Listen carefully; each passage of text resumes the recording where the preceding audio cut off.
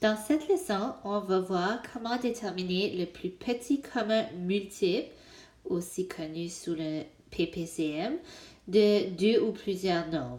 Donc, c'est exactement comme le nom l'indique. C'est tout simplement de trouver les multiples de tous les nombres en question et de voir lequel qu'ils partagent qui est le plus petit possible. Il y a plusieurs différentes stratégies. Je vais t'en montrer trois, puis tu vas décider laquelle tu préfères. Puis des fois aussi, il y en a qui fonctionnent bien avec un petit nombre, alors qu'avec un plus gros nombre, on veut utiliser une différente stratégie.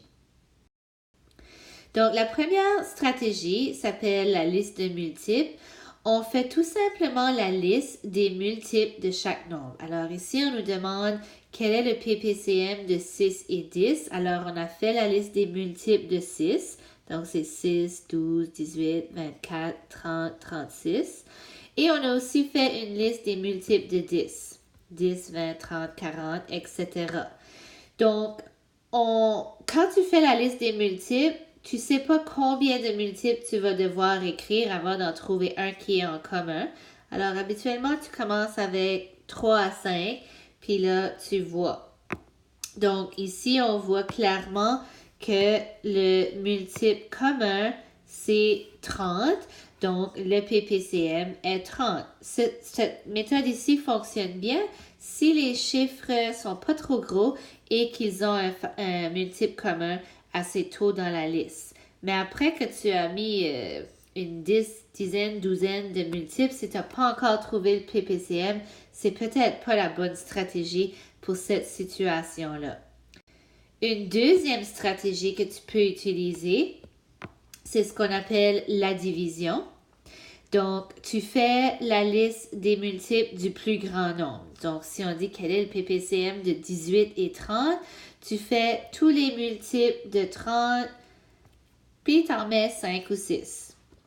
Ensuite, pour le deuxième nombre, ou pour les multiples plutôt, tu essaies de diviser chaque multiple par le deuxième nombre. Donc, mon premier multiple est 30. Je le divise par mon deuxième nombre qui est 18. J'ai eu des versions décimales, alors je continue. Je prends le prochain multiple qui est 60. Je le divise par 18. J'obtiens encore des décimaux. Je prends le prochain multiple, 90, je le divise par 18 et là, bang, j'ai trouvé la réponse parce que ça se divise bien. Donc, le PPCM est 90. Donc, cette stratégie, ça peut fonctionner quand les nombres sont pas trop gros, mais en même temps, ils sont pas petits. La dernière stratégie, c'est quand on a des plus gros nombres, surtout dans l'exemple ici, on n'a pas des très grands nombres, mais on va quand même faire la stratégie. La première chose, c'est de déterminer les facteurs premiers de chacun des nombres. Alors ici, on a fait le travail à l'avance. Donc, les facteurs premiers de 18 sont 2 fois 3 à la 2. Les facteurs premiers de 20 sont 2 à la 2 fois 5. Et les facteurs premiers de 30 sont 2 fois 3 fois 5.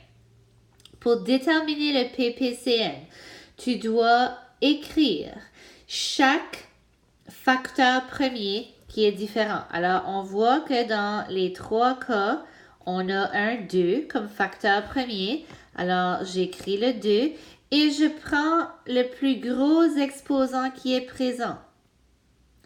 Ensuite, on voit qu'on a des 3 dans deux scénarios. Le plus gros exposant est le 2, alors j'écris 3 à la 2. Et on voit aussi qu'on a des 5 qui sont présents comme facteur premier, donc j'inclus le 5.